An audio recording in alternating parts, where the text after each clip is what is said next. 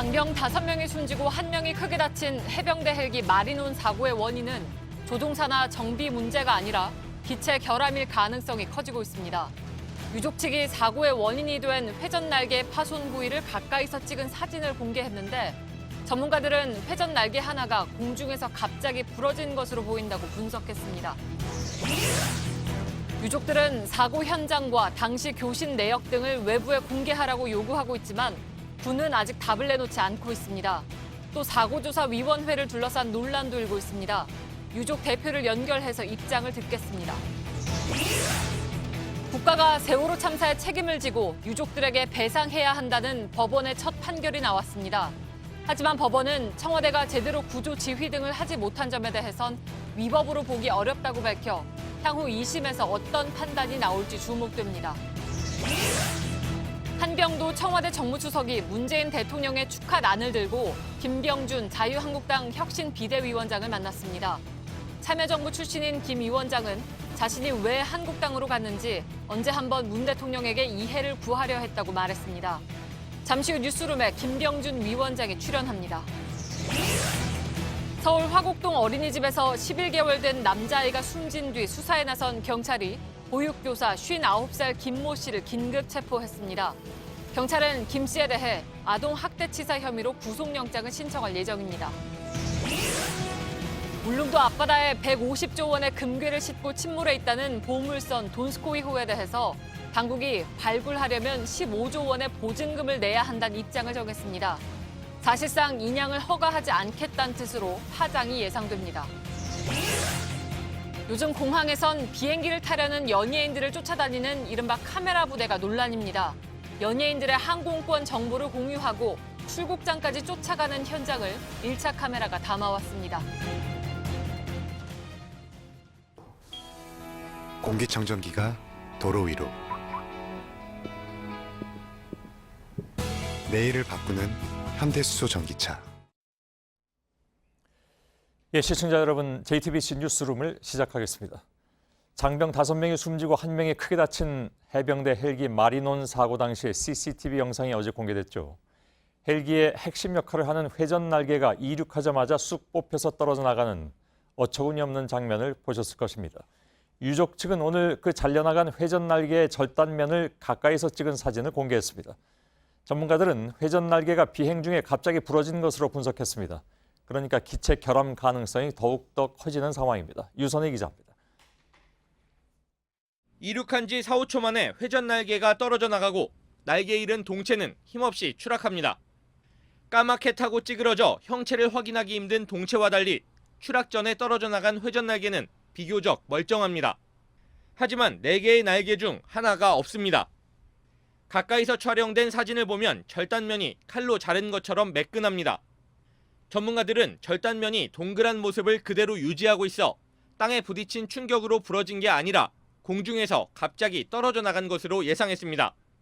부러진 곳은 4개의 회전 날개를 묶는 중심축과 해병대용으로 개조되면서 날개를 접히도록 만든 부분 사이, 회전 날개의 가장 안쪽입니다.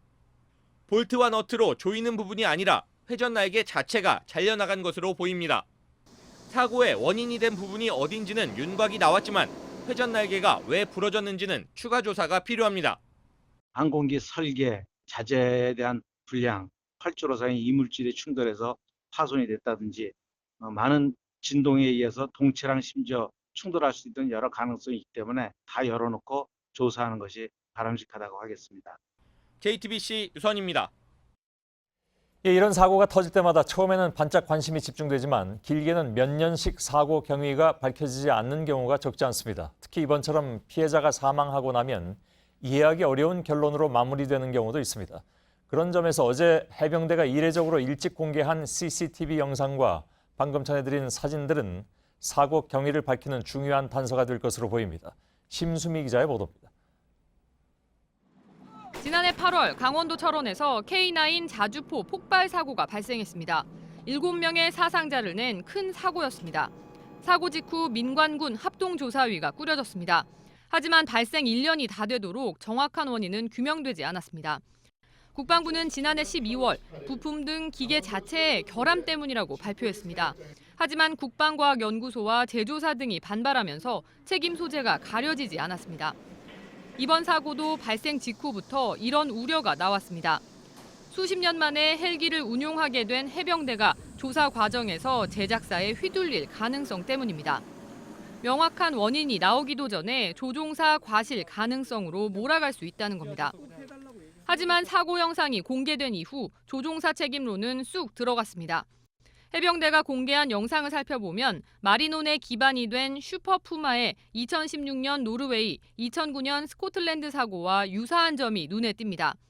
이번에는 이례적으로 신속하게 사고 영상이 공개된 만큼 신뢰할 수 있는 결론이 나올지 또 책임 소재도 분명히 가려질 수 있을지 주목됩니다.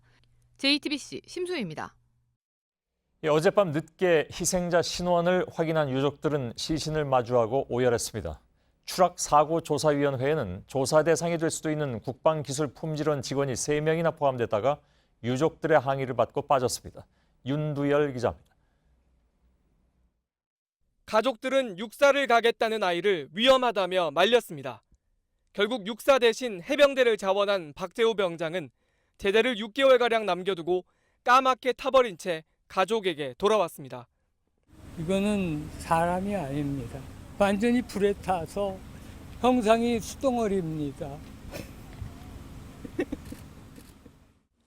유족들은 정확한 사고 조사를 위해 사고 현장을 외부에 공개하자고 주장했지만 군은 아직 응하지 않고 있습니다. 사고 당시 교신 내역과 자세한 사고 경위도 밝혀달라고 요구했습니다. 사고 원인을 조사할 위원회도 논란에 휩싸였습니다. 참여하는 5개 기관이 모두 군이거나 군 관련 기관이기 때문입니다. 특히 수리온 개발에 관여한 국방품질기술원의 직원 3명을 위원회에 포함시켰다가 유족들의 항의가 거세자 슬그머니 빼기도 했습니다. 기체 사고 관련해서 조사의 대상인데도 불구하고 기품원에서 무려 3명이나 당사자가 조사위원으로 처음에 들어가 있었습니다. 장례 절차를 협의하는 문제도 한 발자국도 나가지 못했습니다. 유족들은 정확한 사고 원인을 밝히고 나서 연결식을 진행하겠다는 입장입니다. JTBC 윤두열입니다. 앞선 리포트에서 소개해드린 고 박재우 병장의 외조부 김호웅 씨가 희생자 유가족 대표를 맡고 있습니다. 잠시 유가족 대표인 김호웅 씨를 연결해서 유족들의 입장을 좀 들어보도록 하겠습니다. 김호웅 대표님 나와 계시죠? 지금 뭐 충격도 크실 테고 또한 네. 경황도 없으실 텐데 이렇게 나와주셔서 감사를 드리고 신원 확인이 무척 좀 어렵게 됐다고 들었습니다. 네, 형체를 알아볼 수가 없어서 DNA 검사를 통해서 시신이 확인이 됐습니다. 아, 그렇군요. 사고가 발생한 이후에 군의 대응이나 아니면 조사유 구성 문제라든가 여러 가지 문제로 유족들이 군을 지금 신뢰하지 못하는 상황인 것 같습니다. 유족들이 보시기에 네, 그렇습니다. 무엇이 가장 큰 문제인 것 같습니까? 지금 사고가 난 지 3일이 됐는데도 정확한 사고 경위나 또 정부나 국방부에서 입장 표명이 전혀 없습니다. 그게 이제 안타깝습니다. 예. 저희들은 이 사고가 은폐나 축소돼서 그렇게 될까봐 상당히 우려하고 걱정하고 있습니다. 예. 제일 이제 먼저 드러난 문제점이 조사위원회가 좀 중립적이어야 되는데 네. 거기에 사실은 따지고 보면 조사 대상이 되는 사람이 3명이나 들어가 있었다. 아마 이것부터가 유가족들에게는 굉장히 좀 믿음이 안 가는 그런 상황인 것 같습니다. 무엇을 지금 요구하고 계십니까?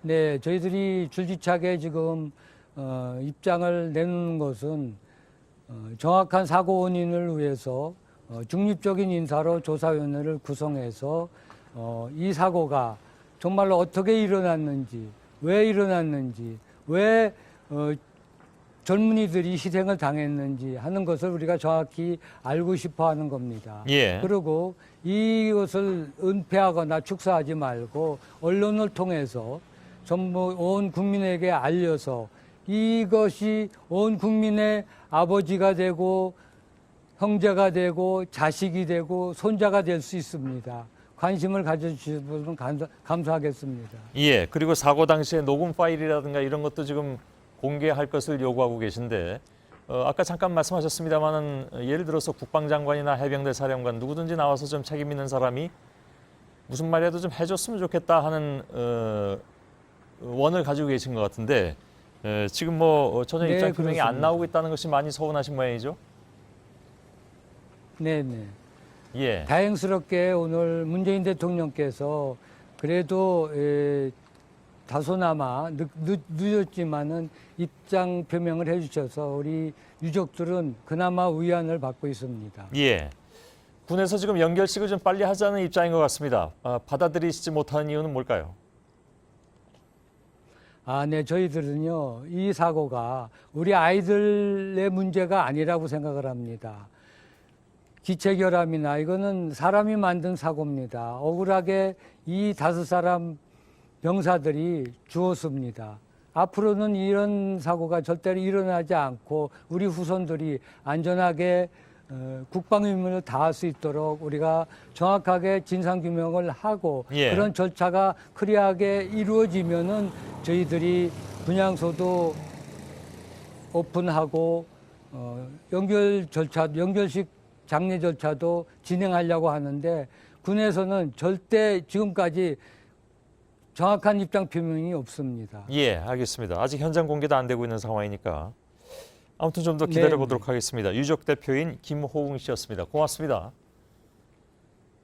네, 감사합니다. 예, 국가가 세월호 참사의 책임을 지고 배상을 해야 한다는 법원의 첫 판단이 나왔습니다. 앞서 정부가 보상금을 지급하려 했지만 이번 소송을 냈던 가족들은 이 돈을 거부한 바 있죠.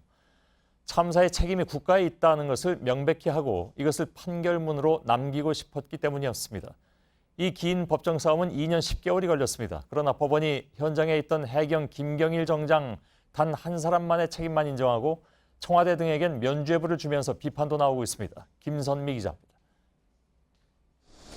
노란 조끼를 입은 세월호 참사 유족들은 말없이 눈물을 훔쳤습니다. 국가가 손해배상 책임을 져야 한다는 법원 판결이 나온 뒤입니다. 참사가 일어난 지 4년, 그리고 소송이 시작된 지 2년 10개월 만입니다.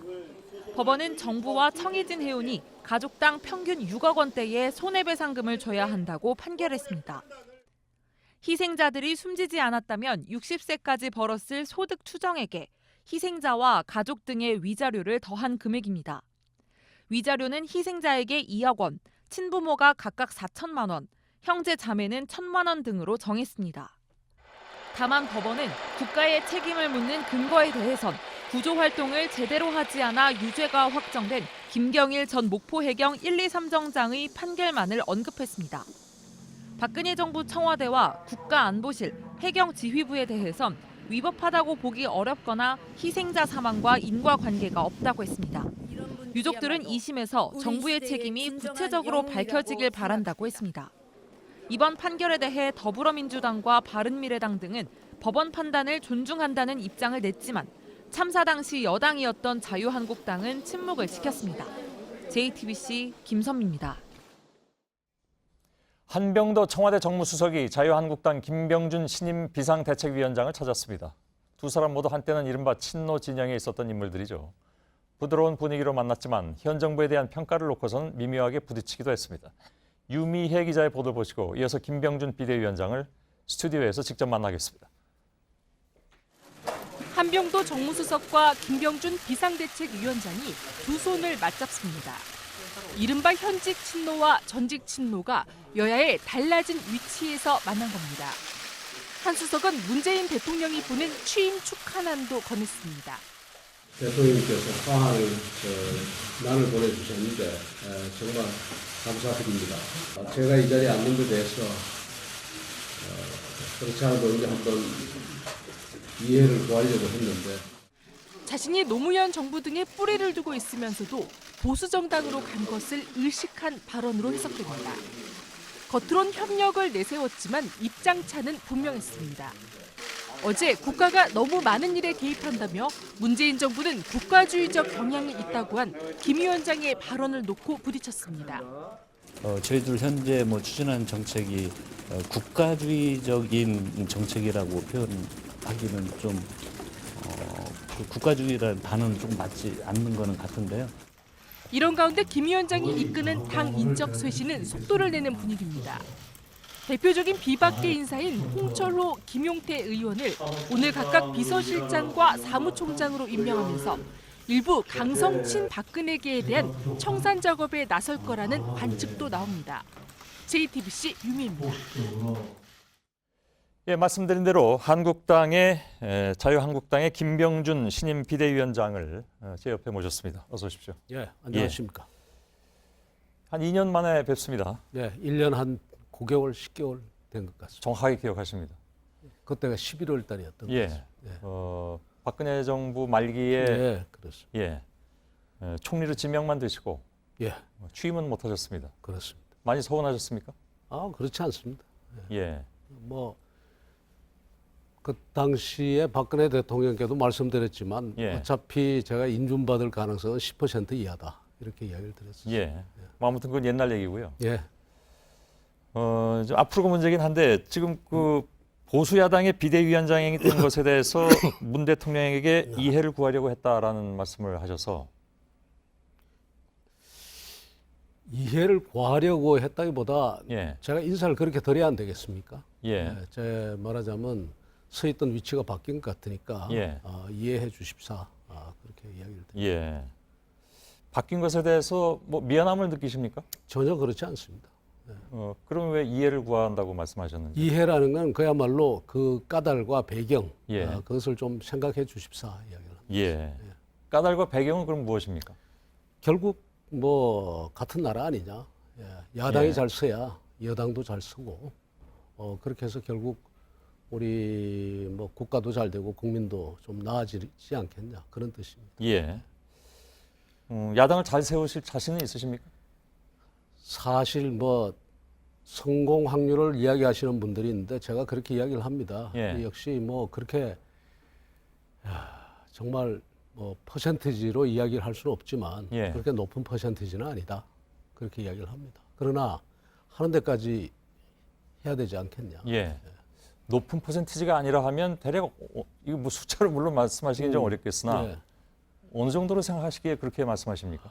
어렵다는 거죠. 결국 한 50% 안팎이라 그러니까 예. 결국 반반이다라고 봅니다. 어려운 요인은 뭐라고 생각하십니까? 어려운 요인은 결국 내부에 여러 최근에 보셨습니다만은 개파 간의 갈등도 심하고 예. 그 다음에 또 다른 한편으로 보면은 그 단순히 개파 간의 갈등뿐만 아니라 그 어떤 정책적인 방향이라든가 예. 이런 부분에서 차이가 나는 부분도 많고 그렇습니다. 예. 개파 간 갈등 말씀하셨습니다만 지난번에 김성태 원내대표가 이 자리에 나와서 어떤 얘기를 했냐면 다음 비대위원장은 예. 인정사정 없는 사람이 와야 된다라고 얘기하는데 자기 자신부터 쳐라 이런 얘기를 예. 김성태 원내대표는 안 치십니까? 김성태 원내대표를 이제 왜냐하면 하도 사퇴가 많이 나왔기 때문에. 제가 그러니까 그게 이제 말하자면 제가 오기 전에 갈등 아니겠습니까? 예. 그래서 저는 그렇게 이야기를 했습니다. 지금부터 일종의 말하자면 새롭게 당을 만드는데 예. 그 과정에서 나름대로의 그 지표를 만들겠다. 그래서 그 지표에 따라서 예. 제가 행사할 수 있는 권한을 행사하겠다. 예. 그런데 행사할 수 있는 권한이라는 게 무슨 지금 사실은 공천권이 아니지 않습니까? 사실 정치권에서는 공천권이 있느냐 없느냐가 예. 굉장히 핵심적인 예. 문제가 되기 때문에. 그러나 이제 바로 그 점이 이제 제가 얼마나 잘하느냐의 문제인데 예. 여전히 이제 당협위원장을 교체할 수 있는 권한을 가지고 있습니다. 예. 그래서 정말 국민들로부터 좀 잘했다는 소리를 듣는 비대위원장이 되면 예. 그 사람이 이 당협위원장을 박탈한 사람을 예. 공천하는 것은 상당히 힘들게 될 겁니다. 예. 그래서 제가 얼만큼 잘하느냐 이게 제일 관건인 것 같고요. 예. 그 과정에서 그 표현을 자꾸 빌려 써서 뭐합니다만 인정사정 없이 하겠다 그런 말씀이신가요?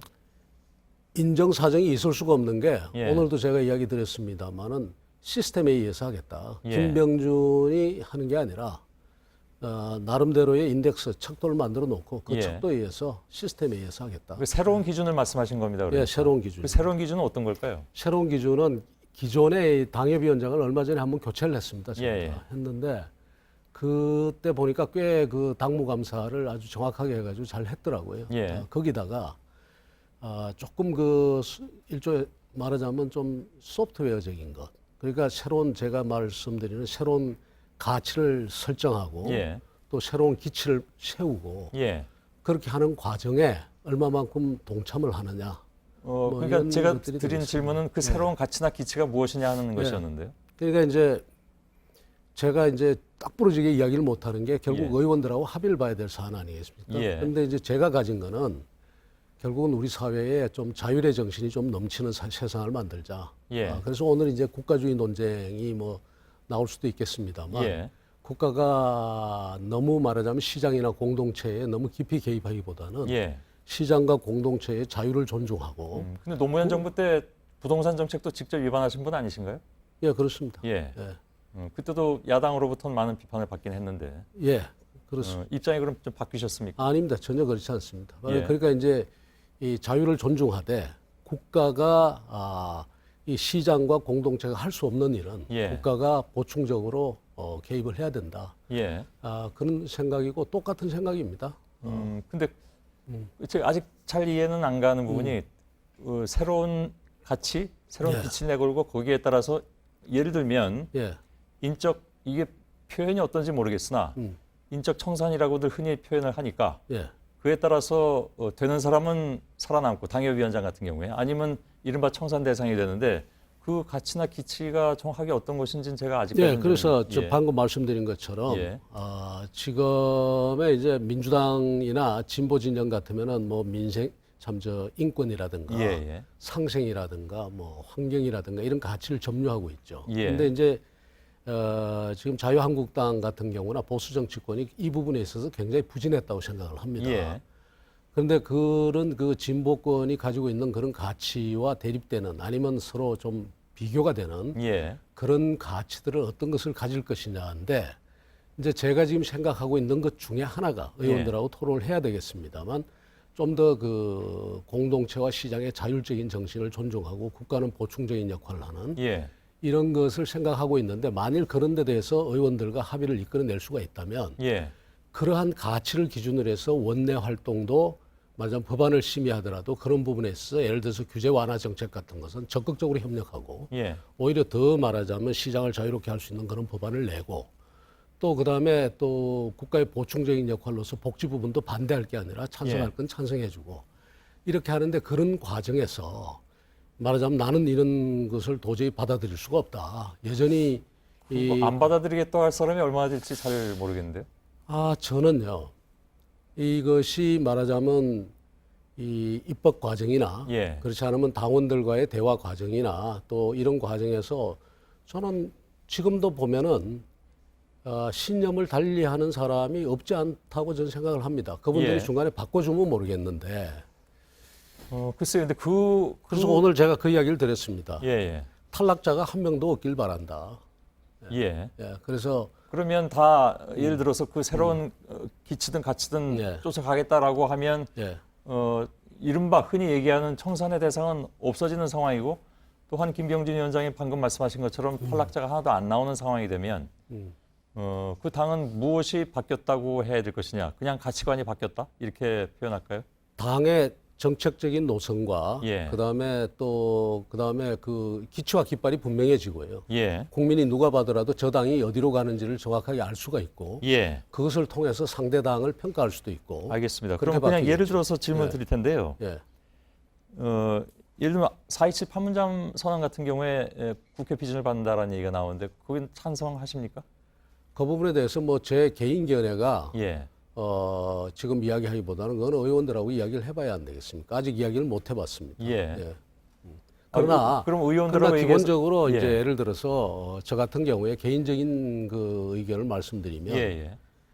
결국은 우리 사회가 모든 국민이 지금 평화를 원하는데 예. 평화에 도움이 된다면 반드시 그 말하자면 전통적인 안보관이라든가 이거보다는 예. 안보도 결국 평화를 위한 건데 예. 그렇다면 그 평화에 대해서는 평화를 확립하는 데 대해서는 예. 적극적인 협력을 하고 알겠습니다. 오히려 더 그 평화적인 체제가 더 정착할 수 있도록 더 노력해야 되겠죠. 뭐 거기에 대해서는 지난번 전임 대표가 굉장히 반대를 했고 예. 또 거기에 동의하는 의원들도 상당수가 있는 것으로 알고 있기 때문에 그래서 그런 부분에 대해서 예. 정말 이 우리가 그 평화라는 가치를 얼만큼 더 존중할 것이냐 예. 이런 걸 가지고 토론을 해야 되겠죠. 알겠습니다. 결과가 어떻게 나올지 상당히 궁금해집니다. 예, 그래서 왜냐하면 지금 안 그렇게 생각하는 사람들이 워낙 많이 좀 계신 것 같아서 물론 예. 뭐 지금 생각을 바꿨을지 모르겠습니다만은. 그래서 이제 그렇게 생각을 바꾸고 예. 또 철학을 바꾸고 예. 기치를 분명히 하고 하는 것 이것이 정말 저는 중요하다고 예, 생각하고요. 이것을 알겠습니다. 통해서 우리 정치권의 문화와 언어를 좀 바꿨으면 합니다. 예. 그럼 한 가지만 더 질문드리죠. 그것과 예. 관련해서. 예. 제가 조금 아까 말씀드릴 때 참여정부화에서 부동산 정책을 주도하셨기 예. 때문에 예. 예를 들면 뭐 보유세라든가 이런 문제에 있어서 지금 자유한국당은 민주당에 비해서 훨씬 더 그 부분에서는 보수적입니다. 그죠? 그럴 수 있습니다. 예. 그건 어떻게 하시겠습니까? 저는 그 보유세 그것도 이제 제가 이제 얼만큼 의원들을 설득하느냐에 달렸겠습니다만 예. 저는 기본적으로 우리 사회의 보유세의 세율이 낮다고 생각합니다. 예, 예. 부동산세 자체는 굉장히 높은데 예. 보유세는 낮고 거래가세가 굉장히 높습니다. 오히려 지금 정부가 보유세에 대해서는 조금 이렇게 누르고 있는 그런 상황으로 네, 그래서 평가들을 보유세는 받죠. 오히려 올리는 게 맞고요. 예. 그 대신에 거래과세는 줄여줘야 된다는 게 좀 맞습니다. 예를 들면 예를 들어서 양도소득세 같은 양도세라든가 취득세 같은 예. 것을 그래서 시장 기능을 살려주고 예.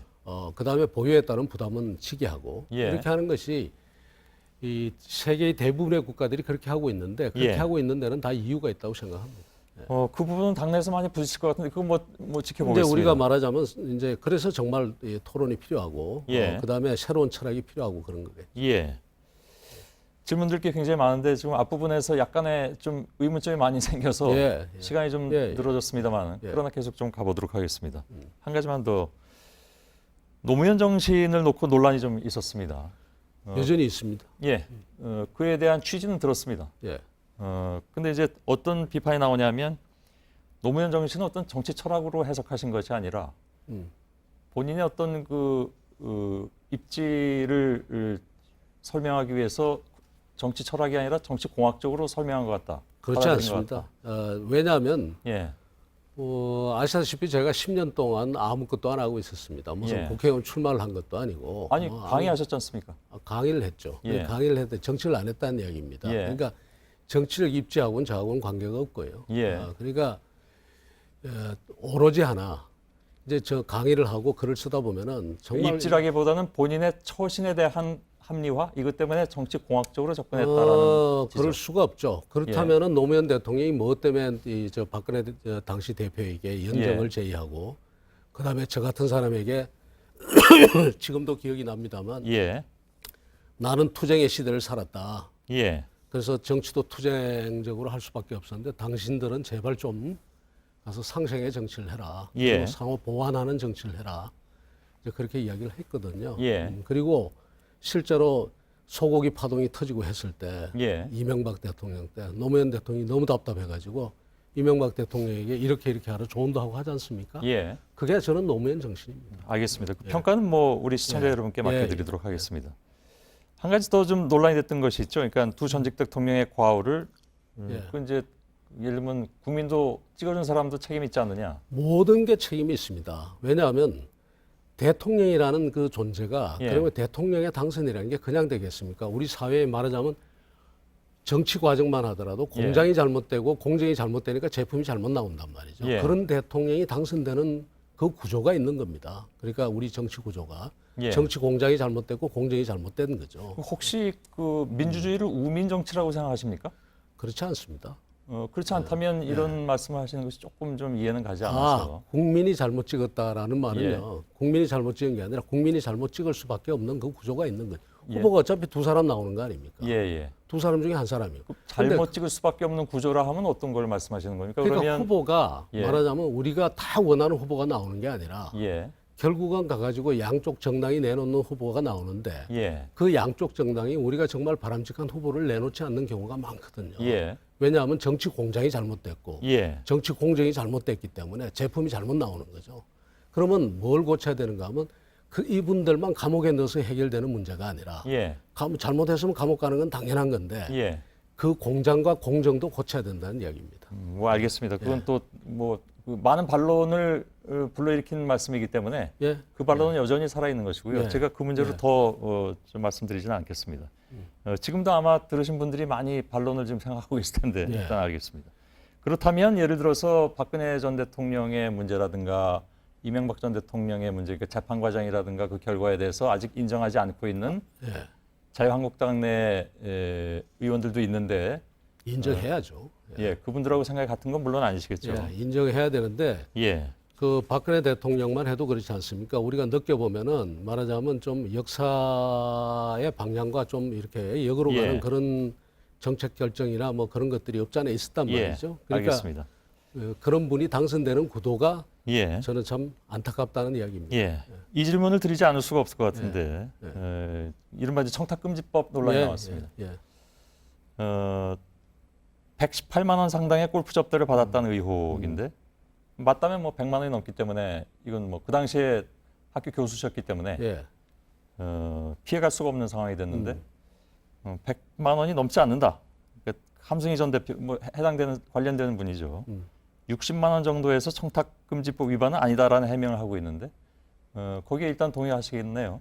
동의가 아니라 저는 알 수가 없는 게 예, 제가 무슨 뭐 그 이 저 뭡니까 이 저 가서 기념품을 줬는데 기념품마다 가격이 적혀 있는 것도 예. 아니고 무슨 뭐 큰 뭐 골프백이나 이런 것도 아니고 예. 그냥 헝겊백에다가 이제 그 선물을 참 저 기념품을 담아 줬는데 예, 상품권도 들어 있었다고. 상품권이 아니라 옷 제가 저 특정한 회사의 옷을 교환할 수 있는 예.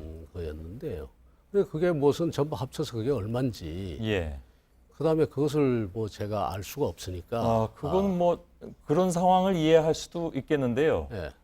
다만 저희 같은 경우에도 예. 저희 뭐 언론인에 이제 속하니까 뭘 받게 되면 예. 그 당시 이제 김영란법이 이제 시작된 지 얼마 안 됐기 때문에 굉장히 좀 지금도 마찬가지지만 예. 신경을 쓸 때 아니겠습니까? 그래서 그렇게 신경을 하셨다는 써도 건 좀 아무리 봐도 예. 제가 보기에는 예를 들어서 커피잔 뭐 해가지고 이렇게 주는데 예. 그게 그렇게 많이가 나갈 것 같지 말하자면 않다. 함성희 회장 예. 준 사람이 지금 60만 원치 줬다고 그러는 건데 예. 그게 저는 그 무슨 뭐 100만 원이 넘어간다는 건 그건 쉽게 상상이 안 되죠. 예. 그 회비를 100만 원씩 내고 골프장을 이렇게 다니신 걸로. 그거는 우리 친구들의 친목 모임입니다. 예. 친구들의 친목 모임인데 골프장을 다니는 게 아니라 여행을 다닙니다. 예. 여행을 다니면서 한 번씩 골프를 하고요. 예. 그다음에 그 모임은 아직도 지속이 됩니까? 지금도 하다가 2년을 하다가 지금은 중단됐습니다. 예. 한 번인가 모이고 그다음부터 안 아닙니다. 모였다고. 저녁 그 식당에서 예. 밥을 먹습니다. 예. 밥값 쉽게 이제 한 달에 한 번씩 모여서 밥을 먹고 예, 예. 그렇게 합니다. 예를 들면 뭐 그 골프장에 제 골프장 이름은 잊어버렸습니다만 예, 예. 그 골프장에 한번 이용하는 것이 다 합치면 뭐 액수가 그렇지 않습니다. 그 골프장은 예. 한 번 이용하는데 그 그린피가 7만 원짜리 골프장입니다. 예. 그런가요? 예. 다른데 그 매립지니까. 예, 다른데 주장으로는 한 번에 한 25만 원 정도는 나온다고 또 일반 해서. 골프장은 그런데 예. 그 골프장은 제가 이제 이 해안지를 매립한 골프장에 예. 대해서 6만 5천 원, 7만 원. 이거 제가 뭐 시시콜콜 이렇게 여쭤보고 있는 게 좀 그렇긴 한데 예. 워낙 그쪽 분들 해명이나 이런 것들이 좀 왔다 갔다 하는 측면이 있기 때문에 예. 또 기왕에 이렇게 지금 원하시면은 제가 지금 제 여기 저 카톡온 예. 말하자면 회비 낸 거, 예. 그다음에 그 뭐 회원들 명단까지는 모르지만 예. 회비 낸 기록 같은 것을 아니 그 제가 이제 드릴 수도 다 나왔습니다. 있습니다. 그 김진환 변호사인가요? 그 예. 양반이 거기 예, 송금증도 보내고 다 하셨는데 다만 그것이 이제 어떤 그 얘기들이 나오냐면 예. 예를 들어서 그거 이제 한번 그렇게 목돈을 한번 내고 예. 그다음에 거의 무한대로 이렇게 접대를 하는 전혀 것이다 아닙니다. 이런 얘기가 나와서 전혀 아니고 예.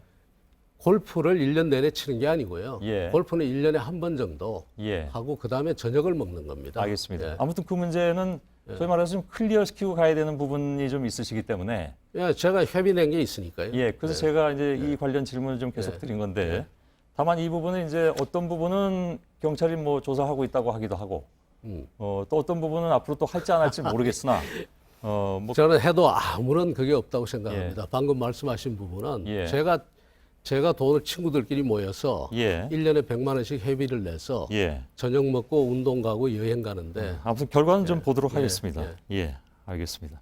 한 가지만 짧게 질문드리겠습니다. 예. 혹시 출마하실 생각도 있습니까? 전혀 없습니다. 예, 알겠습니다. 여기까지만 진행하죠. 예, 고맙습니다. 감사합니다. 예. 예, 문재인 대통령의 국정 지지율이 취임 이후에 가장 큰 폭으로 떨어졌습니다. 특히 자영업자 사이에서 많이 떨어졌는데 지난 주말에 최저임금을 둘러싼 논란이 큰 영향을 준 것으로 분석되고 있습니다. 이서준 기자입니다. 이번 주 문재인 대통령 국정 지지율이 61.7%로 조사됐습니다. 가상화폐와 평창 동계올림픽 남북 단일팀 논란으로 60.8%를 기록했던 지난 1월 4주차 때에 이어 가장 낮은 수치입니다. 지난주보다 6.4%포인트나 떨어져 취임 이후 가장 큰 폭의 하락이었습니다. 특히 자영업자 사이에서 지지율이 50% 아래로 떨어졌습니다. 지난주 60.9%에서 12.2%포인트나 떨어진 48.7%를 기록한 겁니다. 여론조사 업체는 최저임금 인상에 대한 자영업자들의 부정적 여론이 그대로 반영됐다고 설명했습니다. 북미 정상회담 같은 안보 이슈에 대해 관심이 덜해지고 국내 경제 문제가 부각되면서 지지율을 더 떨어뜨린 것으로 보입니다. 이런 가운데 문재인 대통령은 경기도 성남 서울대 병원을 찾아 규제 혁파를 강조했습니다. 도대체 누구를 위한 규제이고 무엇을 위한 규제인지 묻지 않을 수 없습니다. 최저임금 논란이 이어지고 경제성장 전망도 나빠졌지만 혁신 성장으로 고삐를 잰다는 계획입니다. JTBC 이서준입니다. 예, 기무사 개혁 TF에서 오늘 처음으로 기무사 해체 얘기가 나왔습니다. 장영달 개혁 TF 위원장이 오늘 기무사를 해체하는 고민까지 하고 있다고 말하는 것이죠. 해체라는 것이 그야말로 환골탈태인가 아니면 이름만 바꾸는 결과가 될 것인가가 관건입니다. 김나한 기자입니다. 개혁 TF 회의 참석에 앞서 장영달 위원장이 작심한 듯 해체란 말을 꺼냅니다. 국민들이 불신을 해서 개혁을 해도 믿을 수가 없는 상태가 온다면 이 개혁을 해야 되느냐 해체를 하고 새로 시작해야 되느냐 이런 심각한 수준까지 지금 도달한 것 같아요. 기무사의 정원을 줄이는 개혁안을 얘기했던 며칠 전 본인의 입장과 크게 달라진 겁니다. TF가 해체란 표현을 쓴 건 이번이 처음입니다. 기무사의 정치 개입 사실이 잇따라 드러나자 지난 5월 송영무 국방장관은 개혁 TF를 발족했습니다. 하지만 지난 5일 탄핵 심판 직전 기무사가 작성한 계엄령 검토 문건이 공개되자 기무사 개혁에 대한 요구는 더 높아졌습니다. 문재인 대통령은 문건에 대한 수사를 직접 지시하는 등 강도 높은 개혁을 주문했습니다. 장 위원장의 이날 발언은 이 같은 상황이 반영된 겁니다. 6월 말 7월 초에 이제 이 문건 파동이 나면서 우리 국민들 마음에 이건 안 되는 집단이구나. 장 위원장은 방첩 등 군 정보기구가 없을 순 없다며 국방부 내 새 기구가 만들어질 수 있다고 말했습니다. JTBC 김나한입니다. 서울 화곡동의 어린이집에서 11개월 아이를 죽게 한 혐의로 경찰이 교사를 긴급 체포했습니다. 해당 교사는 잠을 재우겠다면서 아이를 이불로 덮고 올라타서 눌렀다고 합니다. 먼저 이상엽 기자입니다. 부모들이 아이를 안고 서둘러 어린이집을 빠져나옵니다. 그만. 혹시 나가시면 불안해서요. 어제 오후 3시 30분쯤 이 어린이집에서 11개월 남자아이가 숨을 쉬지 않는다는 신고가 있었습니다. 구조대가 현장에 도착했지만 이미 숨진 뒤였습니다. 경찰은 어린이집 CCTV를 압수해 분석한 뒤 보육교사 59살 김모 씨를 긴급 체포했습니다. 김 씨가 아이를 엎드리게 한 채 이불을 씌우고 온몸으로 올라타 누르는 장면을 확인한 겁니다. 김 씨는 경찰 조사에서 아이가 잠을 자지 않아 억지로 재우기 위해 그랬다고 말했습니다. 경찰은 김 씨에 대해 아동학대치사 혐의로 구속영장을 신청했습니다. 아이의 사망 원인을 밝히기 위해 국립과학수사연구원에 부검도 맡겼습니다. 담당 부검인은 경찰에 외상은 보이지 않지만 정황상 질식사로 추정된다고 밝혔습니다. 경찰은 원장과 다른 보육교사들도 불러 다른 아이에게도 학대를 했는지 조사하고 있습니다. JTBC 이상혁입니다. 동두천시에서 통학 차량에 방치돼 숨진 4살 아이는 부검 결과 폭염에 질식사했을 가능성이 큰 것으로 나타났습니다. 경찰은 인솔 교사와 운전기사, 원장 등에게 과실치사 혐의를 적용하기로 했습니다. 김민관 기자입니다. 어린이집 차량에서 7시간 넘게 홀로 남겨졌다 숨진 4살 아이는 산소 부족 때문에 숨졌을 가능성이 큰 것으로 보입니다. 국과수는 아이의 부검을 실시한 뒤 외부 충격으로 숨진 건 아니라는 1차 소견을 내놨습니다. 경찰도 발견 당시 아이 몸에 상처 등은 없었고 특별한 질병도 없던 상태라고 설명했습니다. 결국 인솔교사와 운전기사 등이 아이가 내렸는지 제대로 확인하지 못한 게 사고 원인이라는 겁니다. 특히 사건 당일 바깥 온도는 35도였으나 차량 온도는 47도를 넘어간 것으로 조사됐습니다. 의사들은 밀폐된 차량에서 온도가 50도 안팎까지 올라가면 질식할 가능성이 크다고 말합니다. 경찰은 내일 교사와 운전기사, 원장 등을 피의자 신분으로 불러 조사할 예정입니다. 이들에겐 업무상 과실치사 혐의를 적용하면서 구속영장 신청 여부도 함께 검토 중입니다. JTBC 김민관입니다. 네, 일단 어린이집 사고를 보다못한 시민들은 직접 대안을 찾겠다고 나섰습니다. 뒷짐지고 있는 정부와 국회를 믿을 수가 없다는 겁니다. 서효정 기자입니다. 학교 통학버스에서 경보음이 울립니다. 뒷좌석에 누가 있는지 확인하지 않고 내리면 소리가 나는 이른바 슬리핑 차일드 체크 시스템입니다. 이렇게 차 안으로 들어와 차 뒷좌석까지 온 뒤에 이 버튼을 눌러야만 경보음이 꺼집니다. 누군가 차 안에 남아있는지 확인을 할 수밖에 없게 되는 겁니다. 동두천의 통학 차량에서 아이가 숨진 뒤 청와대 청원 게시판엔 이 같은 시스템을 도입하란 글이 잇따르고 있습니다. 아이들의 어린이집 등하원 상황을 알려주는 시스템과 통학 차량 주차장 천장에 햇빛 가림막을 만들자는 제안도 있습니다. 서울 화곡동 어린이집에서 학대 사고가 난 뒤엔 어린이집 CCTV를 실시간으로 보게 해달라는 요청이 나왔습니다. 지난 사흘 동안 어린이집과 관련한 청원만 400개가 넘습니다. 시간 내서 들고 일어나야지만 시행이 되는 이런 사회, 이런 나라 분위기에서 아이를 낳고 키운다는 것 자체가 너무나 큰 모험이고, 이번에 사고가 난 두 어린이집은 보건복지부 평가에서 90점 넘는 점수를 받았던 걸로 드러나 정부에 대한 불신은 더욱 커지고 있습니다. JTBC 서효정입니다. 제10호 태풍 암필이 어젯밤 발생해서 북상하고 있습니다. 이 태풍이 한반도의 뜨거운 고기압을 밀어내주면 폭염도 좀 쉬어갈 수 있겠죠. 더 지켜봐야겠지만 지금으로선 가능성이 크지 않습니다. 윤영탁 기자입니다. 필리핀 동쪽에서 발생한 10호 태풍 암필입니다. 태풍의 눈이 명확하게 보이지 않을 정도로 아직은 세력이 약합니다. 오늘 오후부터 일본 오키나와 쪽으로 방향을 꺾어 일요일 오후쯤엔 중국 상하이에 상륙할 것으로 관측됩니다. 최근 발생한 8호 태풍 마리아와 9호 태풍 손띠는 모두 북태평양 고기압에 밀려나 일찌감치 중국과 베트남으로 방향을 틀었습니다.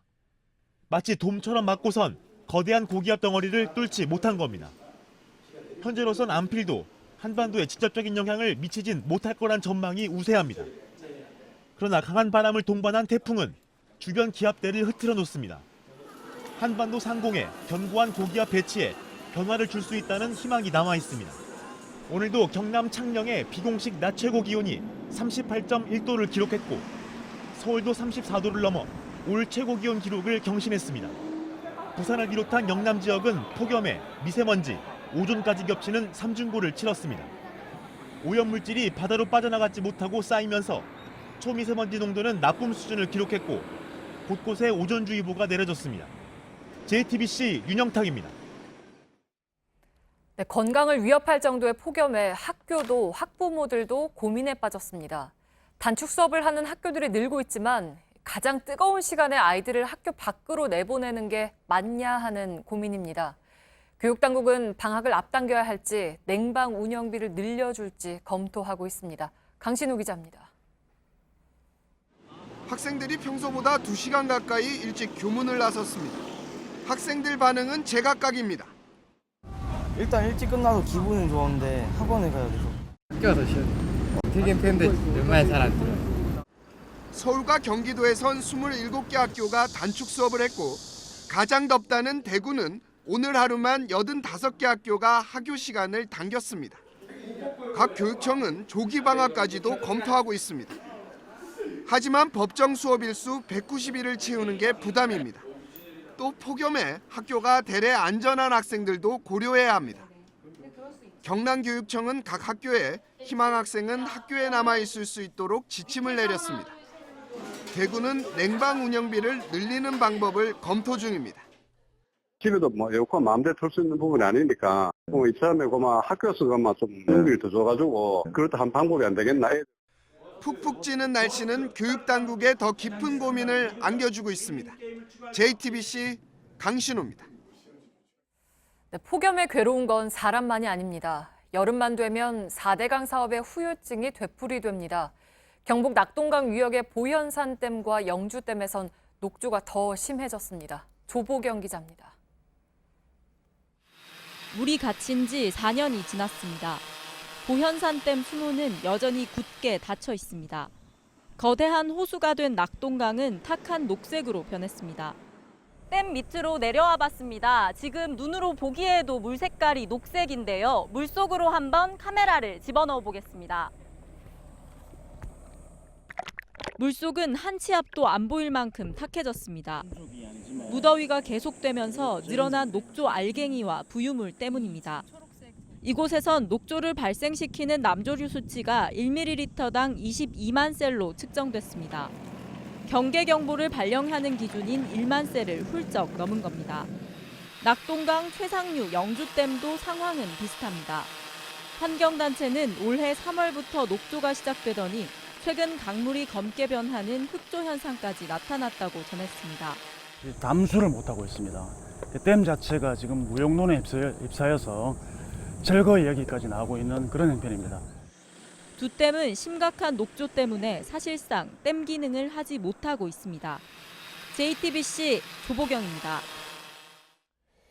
말 많고 탈 많은 국회의원들의 특수활동비, 그 사용 내역을 공개하라는 법원의 판단이 오늘 추가로 나왔습니다. 대법원에서만 2번의 판결이 있었고 하급법원에서는 훨씬 더 많았습니다. 그러나 국회는 판결이 나와도 공개에 소극적이었습니다. 이번에도 아직 묵묵부답입니다. 이윤석 기자입니다.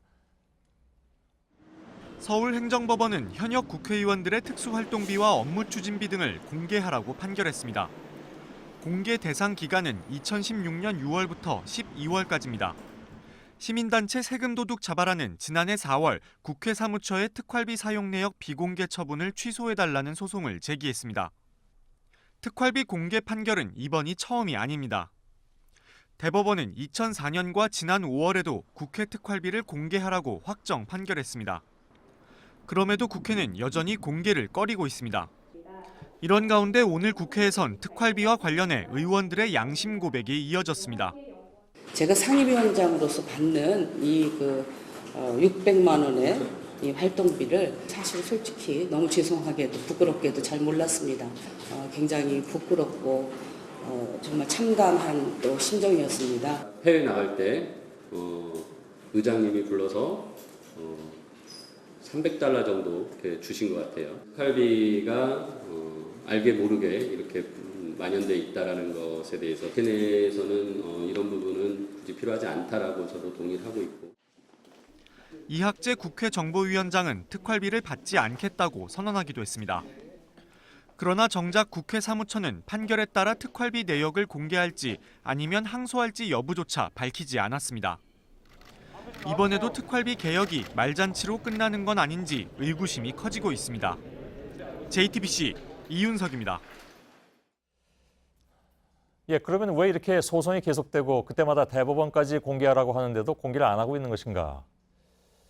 또 한 가지 사실은 대법원도 특활비 내역을 공개한 적이 없다는 것이죠. 특수활동비 문제를 취재하고 있는 임소라 기자가 옆에 나와 있습니다. 어서 오세요. 법원이 오늘 또 특활비를 공개하라고 했는데 국회 사무처는 이걸 공개하겠다 안 하겠다 가부간의 얘기가 없다면서요? 네, 밝히지를 않고 있습니다. 예. 어차피 공개할 거 빨리 공개하자가 아니라 미룰 수 있을 때까지 최대한 미루자라는 게 여태껏 국회가 보여왔던 행태인데요. 예. 참여연대가 추진했던 18대 19대 국회 특활비 내역 공개 소송은 대법원 판결이 나올 때까지 3년이라는 시간이 걸렸습니다. 아, 예. 예. 그래서 이번에도 국회 사무처가 항소를 하고 2심에도 패소해서 상고를 한다고 가정을 해보면요. 그 사이 20대 국회의원들의 임기가 끝나버릴 수도 있는 겁니다. 그러네요. 네. 따져보면. 네. 예. 한 국회 고위 관계자는 질 것이 뻔하고 소송 비용도 든다면서 상식적으로는 항소를 할 필요가 없다는 판단이라고 언급하기도 했습니다. 문희상 국회의장이 이제 취임한 지 얼마 안 되잖아요. 네. 기세 좋게 얘기했었는데 국회뿐만 아니라 모든 그 특활비를 투명하게 하겠다. 그렇습니다.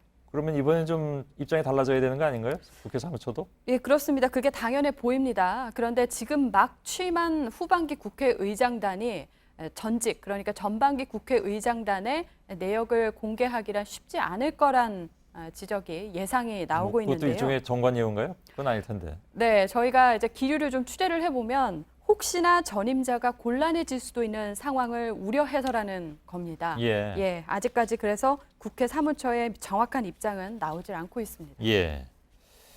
그런가요? 근데 특수활동비는 뭐 말씀드린 대로 국회만의 문제는 아닙니다.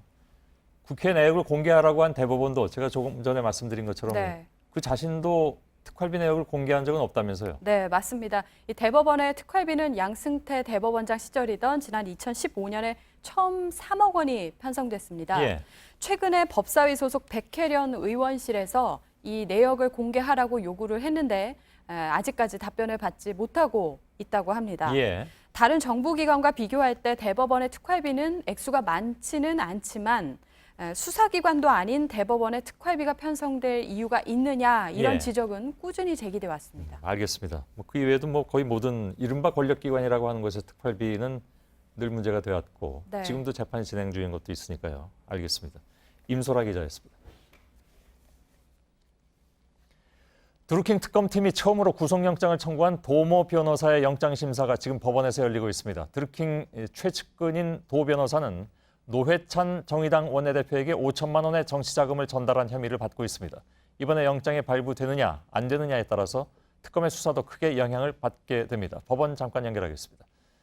정원석 기자, 특검팀은 도 변호사에 대한 구속 필요성이 인정될 것으로 본다는데 어떤 이유에서입니까? 네, 특검이 돈을 받은 것으로 의심하는 노회찬 정의당 원내대표 측에 대해선 아직 아무도 소환 조사를 한 적이 없습니다. 그럼에도 특검은 돈을 건넸다는 진술을 여러 명으로부터 확보를 했고 이 과정에서 도 변호사가 중요한 역할을 했다면서 이를 입증할 계좌 등 물증도 충분하다고 보고 있습니다. 도 변호사 본인의 진술이 중요할 텐데 어떻습니까? 노 대표에게 돈을 주었다고 인정을 하고 있습니까?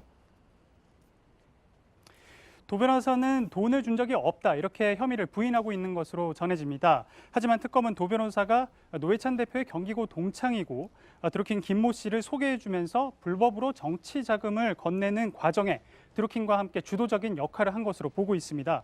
2년 전에도 드루킹이 노 대표에게 5천만 원을 전달한 혐의가 불거져서 선거법 위반으로 수사를 받은 적이 있는데요. 특검은 당시 도 변호사가 계좌 자료를 위조했고 돈을 주지 않은 것처럼 속여서 무혐의 처분을 받아낸 것으로 보고 있습니다. 그만큼 죄질이 좋지 않다면서 법원의 구속 필요성을 주장하고 있습니다. 자, 지금까지 나온 얘기로는 노회찬 의원은 안 받은 증거가 있다라고 얘기를 하고 있기 때문에 이제 진실 게임이 돼가는 그런 상황인데 아무튼 도 변호사에 대한 구속 여부는 매우 중요한 국면이 될 것 같네요. 네, 2년 전에 사실상 검찰이 입증을 못했던 사건에 대해서 특검이 재수사를 하고 있는 거나 마찬가지입니다. 하지만 아직 노회찬 대표가 거듭해서 돈을 받은 적 없다 이렇게 강하게 주장을 하고 있는 데다 노 대표 측에 대해서 아직 소환 조사가 이루어진 적도 없습니다. 이에 따라 도 변호사에 대한 구속영장이 기각이 된다면 드루킹 관련자들로부터 확보했다던 그 진술과 물증을 법원에서 인정받지 못한 것이 되기 때문에 향후 수사에 타격이 될 수밖에 없을 것으로 보입니다. 반면 알겠습니다. 도 변호사가 구속이 된다면은 노 대표 측에 대한 소환 조사와 함께 수사는 더욱 탄력을 받게 될 것 같습니다. 정원석 기자였습니다. 양승태 대법원장 시절 사법농단 의혹을 수사 중인 서울중앙지검 특별수사팀이 최근에 부산 법조계를 향해서 칼을 들었습니다. 지난 2015년에 검찰이 현직 판사와 건설업자 정모 씨의 부적절한 의혹을 파악했는데 최근에 수사 과정에서 이 건설업자가 박근혜 정부 청와대 수석과 유착한 정황이 드러났기 때문입니다. 이가혁 기자입니다. 부산에서 건설업체를 운영하는 정모 씨는 현지 판사들을 비롯해 정관계 인사들과 어울린 것으로 알려졌습니다. 잠깐 나가신 거예요? 아니면? 사법농단을 수사 중인 특별수사팀은 최근 정 씨 주변 인물을 불러 현기환 전 청와대 정무수석을 비롯해 부산 지역 판사들과 골프를 치고 술자리를 가졌다는 진술을 확보했습니다. 또 정 씨가 부산지검의 LCT 건설 비리 사건 때 수사선상에 오른 현 전 수석의 변호사 비용 1,000만 원을 대신 내준 정황도 파악했습니다. 수사팀이 정 씨와 현 전 수석의 관계를 주목하는 건 양승태 전 대법원장 시절 법원행정처가 상고법원 도입을 위해 현 전 수석을 창구로 활용하려던 정황을 파악했기 때문입니다. 법원행정처가 2015년 7월에 작성한 상고법원 입법 추진을 위한 BH 설득 방안 문건에선 현 전 수석을 VIP의 복심을 읽을 줄 아는 측근이라고 평가해 놓았습니다. 그 한 달 뒤엔 건설업자 정 씨와 부산 지역 판사의 부적절한 유착을 검찰이 파악해 법원에 통보했는데도 별다른 조치가 이루어지지 않았습니다. 검찰은 당시 사건이 왜 흐지부지 됐는지도 조사할 방침입니다. JTBC 이가혁입니다. 울릉도 앞바다에 침몰한 옛 러시아 함선을 발견했는데 아마도 150조 원어치의 금괴가 실려 있을 것이다. 이런 동화 같은 이야기를 바탕으로 한 업체가 수십억 원의 투자금을 끌어모았습니다. 그런데 취재팀이 당국의 입장을 확인해 보니까 발굴 허가를 받는 것이 사실상 불가능한 것으로 나타났습니다. 이른바 보물선 테마주까지 요동쳤던 터라 후유증이 커질 것 같습니다. 정재우 기자입니다. 러일 전쟁 당시 침몰한 돈스코이호를 발견했다고 주장하는 신일그룹 사무실입니다.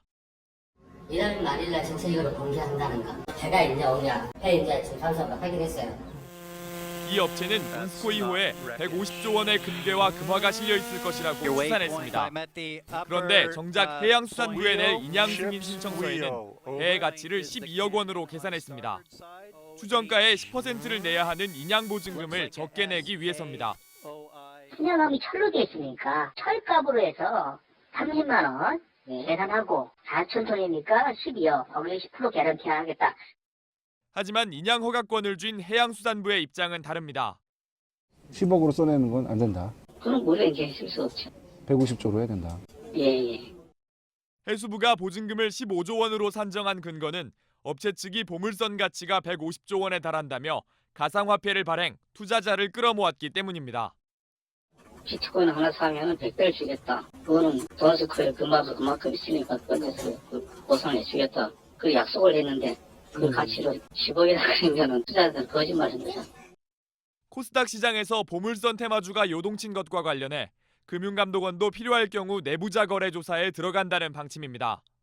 신일그룹 대표가 지분 인수를 추진한 코스닥 상장업체의 주가는 보름 새 3배 가까이 오르다 오늘 20% 넘게 급락했습니다. JTBC 정재우입니다. 예, 이 돈스코이호를 둘러싼 여러 가지 얘기들은 잠시 후에 팩트체크에서 하나하나 짚어보겠습니다. 교사가 장애 여학생을 수년간 성폭행했다는 의혹을 받고 있는 강원도 태백의 특수학교의 교장이 오늘 숨진 채 발견됐습니다. 스스로 목숨을 끊은 것으로 보입니다. 유서는 발견되지 않았습니다. 조승현 기자입니다. 태백 특수학교 교장 65살 홍모 씨가 오늘 새벽 5시쯤 숨진 채 발견됐습니다. 강원도 춘천 자신의 아파트에서 모습이 보이지 않자 가족들이 경비원과 함께 주변을 수색하던 중 화단에 쓰러져 있는 홍 씨를 발견했습니다. 그 경비 아저씨가 여기서 막 소리 지르시고 경찰 부르고 하는 거 들렸어요. 그래서 그때 알았어요. 자택에서 유서 등은 발견되지 않았습니다. 홍 씨는 지난 2004년 자신의 손으로 태백 특수학교를 세웠습니다. 이후 재단 이사장과 교장을 맡아 학교를 운영해왔습니다. 하지만 교사가 수년 동안 여학생들을 성폭행했다는 의혹에 대해선 전혀 몰랐다고 했습니다. 하지만 파문은 일파만파 번졌고 급기야 홍 씨는 지난 16일 공개적으로 사과했습니다. 학교 관계자들뿐 아니라 홍 씨 본인도 이번 사건 때문에 공황 상태라고 말했습니다. 경찰은 홍 씨가 스스로 목숨을 끊은 것으로 보고 유족 등을 상대로 정확한 경위를 조사하고 있습니다. JTBC 조승현입니다. 천주교의 성체를 훼손하고 성당에 불을 지르겠다는 협박글이 올라와서 논란이었죠. 남성 혐오 성향의 인터넷 커뮤니티 워마드에 이번엔 아동을 죽이겠다는 글까지 올라왔습니다. 상식을 벗어난 이 사이트를 폐쇄해달라는 여론이 뜨겁습니다. 구석찬 기자입니다.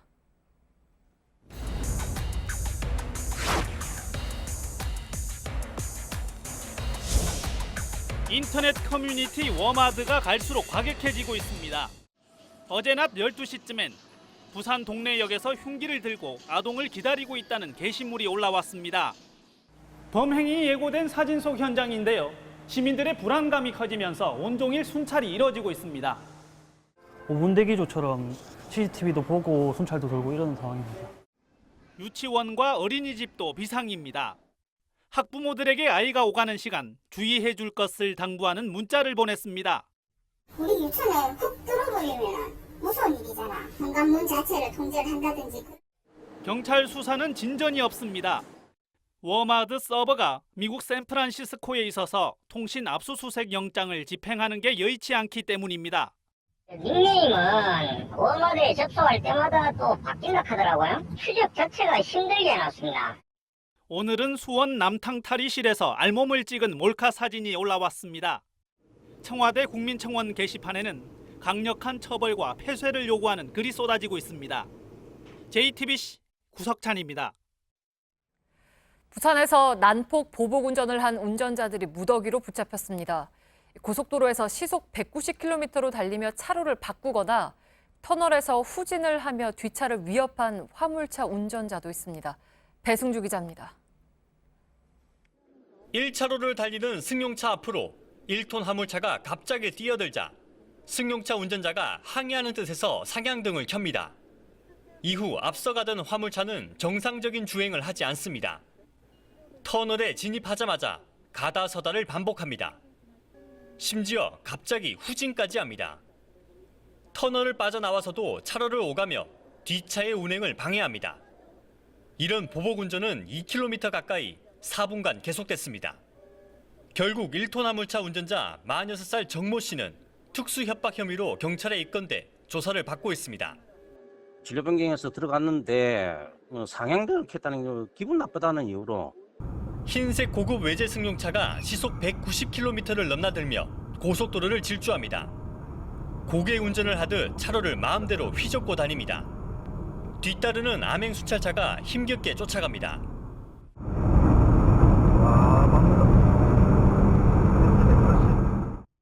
부산에서 올 상반기에만 난폭 보복 운전으로 360건이 적발돼 153명이 경찰에 입건됐습니다. 난폭 보복 운전으로 형사 입건되면 최대 10년 이하의 징역에 면허가 취소되는 행정처분도 받을 수 있습니다. JTBC 배승주입니다. 앞서가던 차의 운전자가 뭔가를 거리에 뿌립니다. 5만 원권과 10,000원이 섞인 돈다발입니다. 오늘 아침 7시 30분에서 8시까지 한 운전자가 대구 북구 일대를 돌아다니며 지폐 수백 장을 도로에 뿌렸습니다. 경찰과 시민이 1,580여만 원을 되찾았습니다. 차량 번호로 운전자를 찾아서 돈을 돌려줄 예정입니다. 지난달 경기도 안성에서 무면허로 렌터카를 몰던 안모군 등 10대 4명이 숨진 사고와 관련해서 렌터카 업체 대표 조모 씨가 구속됐습니다. 등록되지 않은 렌터카 업체를 운영하던 조 씨는 안군 등이 미성년자이고 면허가 없다는 걸 알고도 차를 빌려줬습니다. 경찰 조사 결과 사고 직전 차량의 속도는 시속 135km에 달했습니다. 검찰이 리베이트를 받아온 전국 100여 개 병원의 의사 74명을 무더기로 재판에 넘겼습니다. 제약사 직원들은 영양 수액제를 납품하기 위해서 의사들에게 현금이나 법인카드를 건네는 방식으로 5년 동안 16억 원어치의 리베이트를 제공했습니다. 당국의 감시를 피하기 위해서 제약사가 직접 리베이트를 주지 않고 약품 공급을 대행하는 업체를 중간에 끼워 창구로 활용했습니다. 경북 영주 새마을금고 강도 피의자가 범행 사흘 만에 붙잡혔습니다. 경찰은 오늘 오후 4시 반쯤 영주시의 한 병원 앞에서 강도 피의자 36살 A씨를 붙잡았다고 밝혔습니다. A씨는 지난 16일 낮 12시 15분쯤 영주의 새마을금고에 복면을 쓰고 들어와서 흉기로 직원들을 위협한 뒤 현금 4,300만 원을 훔쳐 달아났습니다. 요즘 어디나 더위 얘기죠. 야구장도 마찬가지입니다. 프로야구 선수들은 한여름이 가장 힘들다고 합니다. 어제는 폭염으로 2군 경기가 취소됐는데 2년 만의 일입니다. 온누리 기자입니다. 타오르는 그라운드에선 땀이 절로 나는데 제일 괴로운 건 포수들입니다. 보기만 해도 답답한 무장을 하고 쪼그려 앉아 공을 받다 보면 여름이 다 원망스럽습니다. 바지가 다 젖죠. 공 하나 받고 던져주고 또 이제 이렇게 또 사이로 눈만 닦고 이거를 자꾸 반복하니까 좀 그게 제일 힘든 것 같습니다. 스펀지로 만들어진 포수 장비 안은 찜질방 수준이라 체력 소모도 심합니다. 한 80도 정도 들어가는 사우나 느낌? 저는 한 1.5에서 한 2kg 정도 좀 빠진 것 같아요. 네, 한 경기 끝나고. 포수처럼 무거운 장비를 착용하고 내내 서 있어야 하는 심판은 물론이고 인형 탈에 털무장까지 한 마스코트들은 가끔 숨쉬기조차 힘듭니다. 경기는 해가 진 뒤 시작하지만 그라운드는 이미 대낮부터 바쁜데 대책 없는 더위를 달랠 길은 음료수와 냉방 호스뿐입니다. 우산과 선풍기를 든 관중들도 괴롭긴 마찬가지. 덥고 짜증나고 때론 쓰러지기까지 하는 여름이지만 이 계절을 견디면 환호 속 가을 야구를 기대할 수 있어 선수들은 오늘도 힘을 냅니다. JTBC 온누리입니다.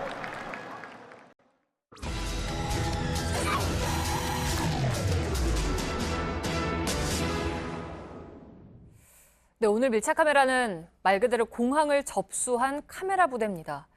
연예인들의 출국길을 쫓아다니면서 수많은 사진을 찍고 이걸 팬들에게 파는 사람들입니다. 항공권 정보를 공유하고 아예 비행기를 같이 타기까지 합니다. 구혜진 기자입니다.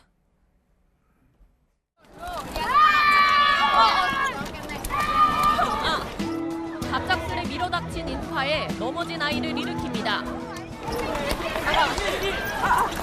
우르르 몰려가면 또 계단에서 또 넘어지는 수가 있는 거고 승객들도 되게 좀 짜증내는 저희한테 막 몰아가는 사람이 있고 공항 노동자들도 힘든 건 마찬가지입니다. 여기서 쓰레기 쪽 중간에 거기 다 가려가지고 막 그냥 커피 붙여놓고 여기 앉아서 쓰니까 인파가 몰려들기 3시간 전 전문가용 카메라를 든 사람들이 모여듭니다. 인천공항 출국장입니다. 횡단보도 바로 앞에 사진을 좋은 자리에서 찍기 위한 사다리들이 수십여 개가 있는데요. 이 아래쪽에는 자리를 맡기 위한 쪽지들도 곳곳에 붙어 있습니다. 카메라 부대가 기다리는 건 해외 공연을 위해 출국하려는 국내 한 아이돌 그룹입니다. 이들은 스타들의 사진이나 상품을 자신의 홈페이지나 트위터를 통해 판매합니다. 연예인 사진을 올리는 홈페이지 관리자인 호마와 사진을 대신 찍어주는 전문업자들인 대리찍사들입니다. 홈들이 더 많죠 지금. 그러니까 뭐 온다고 하면 저기 사다리 저기 쓰레기통 앞에까지 쫙 나요. 저 건너편까지. 연예인 출국이 많을 때는 아예 공항에 상주합니다. 자리를 계속 있는 거예요. 상주하고 있는 거예요. 취재진들과는 달리 이들은 면세구역까지 스타들을 계속 따라다닙니다. 아예 비행기표를 구매해 출국 심사대를 통과하는 겁니다. 장소를 가리지 않고 사진을 찍어 공항 이용객들이 제대로 지나가기 어려울 정도입니다. 순식간에 자리를 옮겨가기 때문에 유모차는 길을 피하기도 쉽지 않습니다. 탑승구까지 이동하는 무빙워크도 이들 차지입니다. 표를 검사하는 동안에도 사진기 셔터는 계속 눌립니다. 심지어 일부는 사진기를 들고 연예인과 같은 비행기를 탑니다. 확인된 사람만 10명이 넘습니다. 나머지 사람들은 표를 반환하고 돌아갑니다. 이렇게 찍은 사진들은 자신들의 홈페이지나 트위터를 통해 유통됩니다. 사진 파일이나 연예인 관련 상품을 만들어 판매하기도 합니다. 연예인 초상권은 기본적으로 기획사에 있지만 사용료를 내지 않습니다. 자신이 찍은 사진들로 해외 전시회를 열기도 합니다. 대부분 현금으로만 받아 이렇게 수천만 원을 버는 걸로 추산되는 전문업자들도 있습니다. 하지만 돈만 받고 사라지는 먹튀들도 많아 팬들끼리 관련 블랙리스트를 공유하기도 합니다. 문제는 여기에서 그치지 않습니다. 이들은 대부분 불법 브로커를 통해 연예인들의 비공식 출입국 일정을 삽니다. 취재진이 트위터에서 검색을 하자 항공 정보를 판매하는 글들이 올라옵니다. 제가 방금 해외 송금 어플로 1,200엔을 보냈더니 2분도 지나지 않아서 항공 편명과 날짜가 도착했습니다. 카메라 부대가 공항에서 극성을 부리면서 대다수 팬들도 외면하고 있는 상황. 실제 공항에서 찍힌 연예인 사진을 공유하지 말자는 캠페인도 생겼습니다. 스타의 사생활까지 알고 싶은 팬들과 그런 팬들의 호주머니를 노리는 상술, 비단 어제 오늘 일은 아닙니다. 하지만 스타와 팬들마저 외면하는 행태가 하나의 문화로 자리 잡은 것은 문제가 아닐까요? 밀착 카메라 구혜진입니다.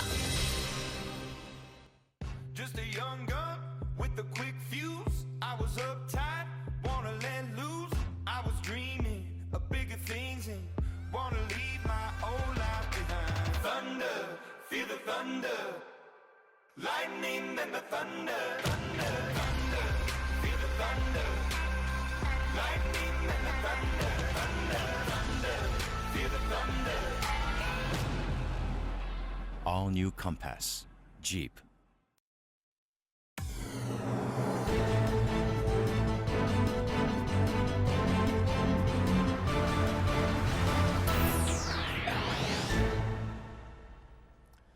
뉴스룸의 앵커 브리핑을 시작하겠습니다.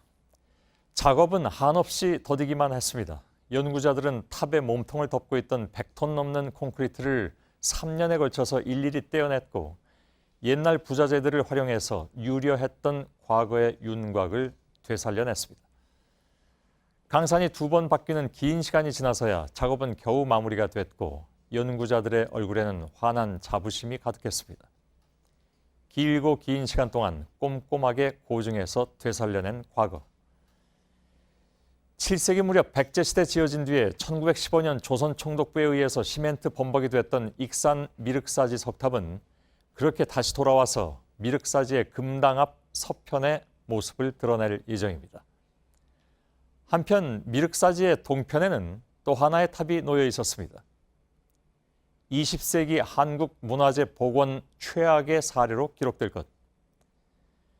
1990년대 졸속으로 복원돼서 폭파시켜버리고 싶다는 평가마저 나온 미륵사지의 동탑. 그 복원 과정은 엉망이었습니다. 당시 노태우 정부는 단기간 복원을 밀어붙였고 결국 복원이라는 말을 쓰기조차 민망한 결과물이 되어버린 것.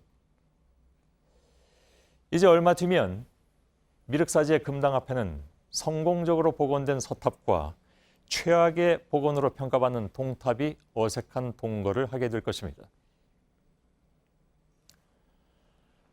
무너진 보수를 재건해야 하는 이들 앞에도 과제는 켜켜이 쌓여 있습니다. 한 달 넘게 헤매다 어렵사리 선출한 비상대책위원장. 출발부터 곤혹스러운 상황이 이어졌죠.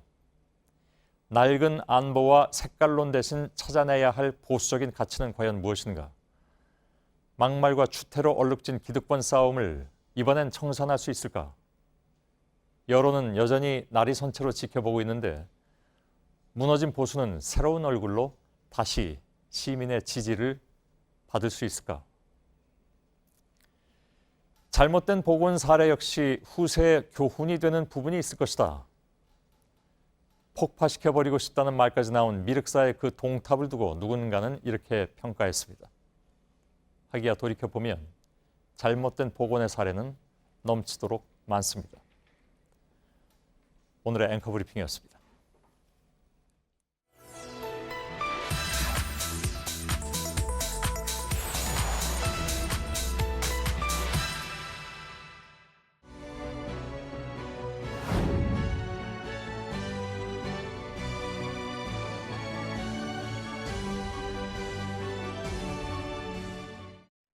네, 150조 원의 금괴와 금화가 실려 있는 돈스코이호 인양이 본격화됐다. 이번 주에 화제가 된 소식입니다. 팩트체크팀은 이와 관련한 여러 주장들을 확인했습니다. 그 결과 사실로 보기 어려운 내용들이 있었습니다. 오대영 기자, 어떤 배인지부터 좀 설명을 해주실까요? 네, 러시아의 군함입니다. 러일 전쟁이 끝난 1905년 울릉도 앞바다에 침몰했습니다. 네. 그런데 금괴를 가득 싣고 있다는 소문이 무성해서 보물선으로 불렸습니다. 1991년 한겨레 신문 기사를 보겠습니다. 약 150조 원어치로 추정되는 백금괴를 싣고 있다가 침몰이라고 되어 있습니다. 이어서 한 러시아 제독의 주장이라고 적혀 있습니다. 이후에도 여러 언론에서 150조 원 보물선이라고 표현을 했습니다. 그리고 2013년 해양수산부도 트위터에 러시아 보물선 돈스코이를 찾아서 라는 글을 올렸습니다. 네, 그러니까 150조 원이라는 거는 굉장히 좀 오래전부터 나왔던 얘기인데 그리고 네. 또 정부에서까지 보물선이다라고 표현을 했는데 이게 진짜입니까? 아직은 확인할 수가 없습니다. 오늘 저희 팀이 해저에서 돈스코이호를 탐사하고 있는 업체에 물어봤습니다. 네. 현재로서는 가장 바닷속 상황을 잘 아는 업체입니다. 아직 금괴를 확인하지 못했다. 이렇게 답했습니다. 네, 그러니까 배를 좀 건져 올려 보면 이제 뭐가 사실인지를 확인을 할 수가 있을 텐데 네. 신일그룹은 뭐 인양을 본격화했다라고 말하고 있잖아요. 네. 일단 신일그룹이 낸 보도자료를 한번 보겠습니다. 네. 2018년 7월 1일 돈스코이호 본격 인양 시작 네. 이렇게 되어 있습니다. 그런데 배를 인양하려면 정부의 허가를 먼저 받아야 합니다. 아직 그 절차가 없었습니다. 발굴 신청은 아직 안 들어왔습니다. 인양 허가 내준 사실도 없겠네요. 예. 저희들한테 문의도 없었고 그래서 신청도 없었고. 네, 신일그룹과 통화를 해보니까 일정이 늦어지고 있다고 답했습니다. 앞으로도 허가는 불투명합니다. 인양 추정되는 가치의 10%를 보증금으로 먼저 내야 됩니다. 해수부는 신일그룹이 돈스코이호의 가치를 150조 원으로 알리고 투자금을 모았기 때문에 10%인 15조 원을 보증금으로 내야 한다라는 입장입니다. 반면에 신일그룹에 물어보니까 금괴와 무관하게 배의 가치만 봐야 한다. 그래서 그 가치가 12억 원 정도여서 1억 2천만 원을 준비해서 신청하겠다. 이렇게 답했습니다. 네, 그러니까 지금으로서는 150조 원의 금괴가 있는지도 불분명하고 또 이 배를 인양할 수 있을지 없을지도 알 수가 없다라는 거죠. 그렇습니다. 이 밖에 신일그룹은 러시아 정부와 향후 소유권에 대한 합의까지 다 마쳤다 이렇게 주장을 하고 있습니다. 네. 그 근거로 이명박 당시 대통령이 러시아 대통령과 이에 대해서 논의하고 합의한 문서가 있다라고 주장을 네. 했는데요. 그 문서도 저희가 확인해 보니까 1983년에 생성된 문서였습니다. 네. 그러니까 시점 자체가 맞지 않습니다. 그러니까 이렇게까지 좀 주장을 해야 할 정도로 소유권이 제일 중요해서 그런 거 아니겠습니까? 네, 국가 간의 분쟁이 없다면 네. 인양한 곳에서 80%를 가져갑니다. 그리고 국가가 20%를 갖게 됩니다. 네. 그런데 러시아가 소유권을 주장하면 복잡해집니다. 국제법은 국가 간의 협의로 해결하는 게 원칙입니다. 유네스코가 조정을 하는 방법도 있습니다. 국제사법재판소의 판단을 받을 수도 있습니다. 그런데 이렇게 해결한 전례를 찾기가 쉽지 않았습니다. 대체로 분쟁으로 끝난 경우가 다수였습니다. 러일 전쟁 때 침몰한 러시아의 나이모프호는 1981년에 일본 스시마 해저에서 발견이 됐습니다. 일본이 인양을 하려 했습니다. 러시아가 소유권을 주장했습니다. 일본은 인양을 포기했습니다. 네. 1708년 스페인의 산호세호는 콜롬비아 해에서 침몰했습니다. 1981년에 미국 업체가 인양을 하려 했습니다. 스페인과 콜롬비아가 소유권을 주장했습니다. 인양을 결국 못한 채 아직도 분쟁 중입니다. 네, 팩트체크 오대영 기자였습니다.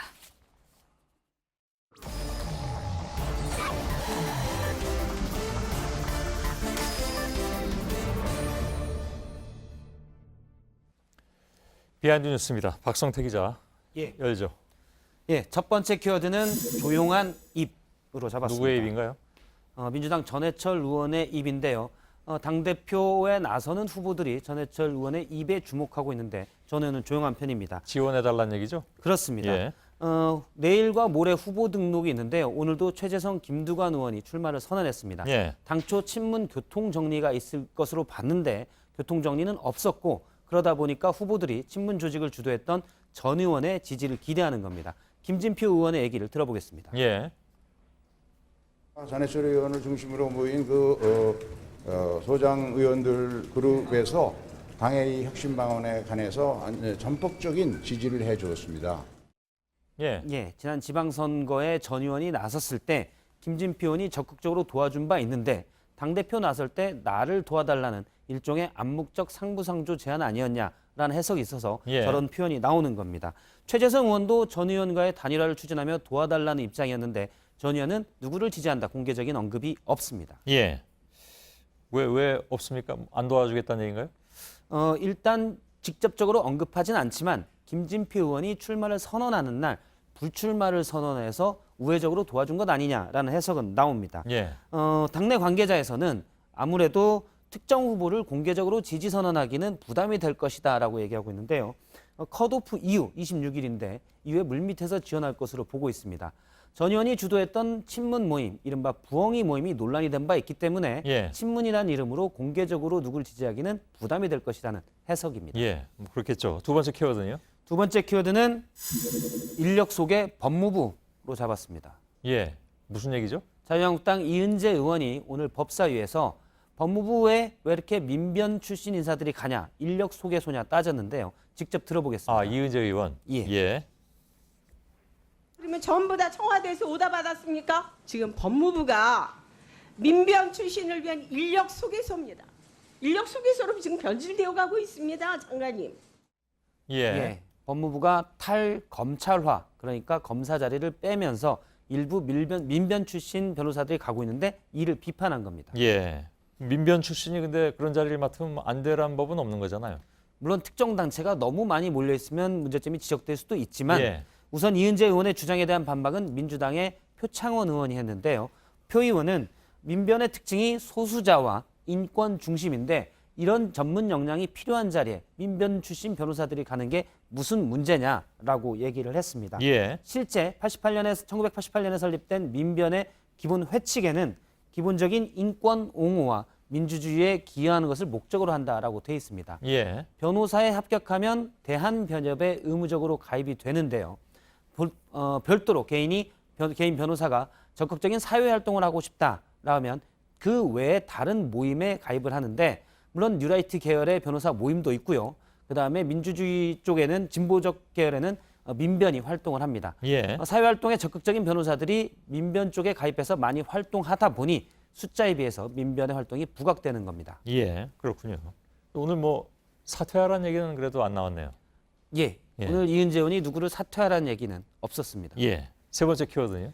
세 번째 키워드는 원로는 추대를 좋아해 라고 했습니다. 원로가 너무 많아서 누군가요? 예, 바른미래당도 9월 초에 전당대회가 있는데요. 손학규 전 경기지사를 비롯해 장성민 전 의원 그리고 하태경 최고위원이나 이준석 당협위원장들이 출마를 검토하고 있습니다. 여기 뭐 원로가 많은 것 같지는 않은데. 예, 명망 있는 인사로는 그나마 손학규 전 경기지사가 중량감이 있다라고 평가를 받는데 손 전 지사는 추대를 원하는 것으로 알려지고 있습니다. 예. 그런데 손 전 지사는 지난번 지방선거 때 보궐선거에도 추대를 기다리다가 나중에 송파을에 뒤늦게 출마하겠다고 해서 당내 갈등의 원인이 되곤 했습니다. 결국 안 했잖아요. 그렇습니다. 예. 보통 이렇게 원로로 평가받는 당내 인사들은 대부분 추대를 좋아하는데 명분은 후배들과 경쟁하기 싫다이지만 보다 직접적인 이유는 당내에서 해석들은 혹시 후배와 경쟁하다가 졌을 때 그 충격이 만만치 않기 때문에 보통 추대를 희망하는 걸로 보입니다. 예, 알았습니다. 뭐 하긴 뭐 출마해서 확실하게 된다는 자신감이 있다면야 뭐 추대 안 받고 그냥 나가겠죠. 예. 박성태 기자였습니다. 네, 오늘 밤에도 호남과 영남 일부 지역에 열대야가 나타납니다. 그리고 내일 남부와 일부 중서부 지역은 미세먼지가 나쁨 수준을 보이겠습니다. 예, 저희들은 내일도 최선을 다하겠습니다. 여러분 고맙습니다.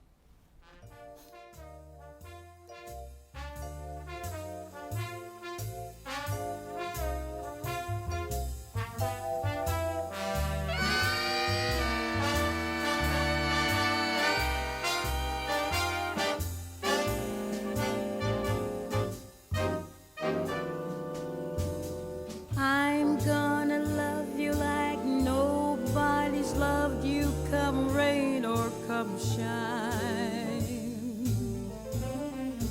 High as a mountain and deep as a river, come rain or come shine.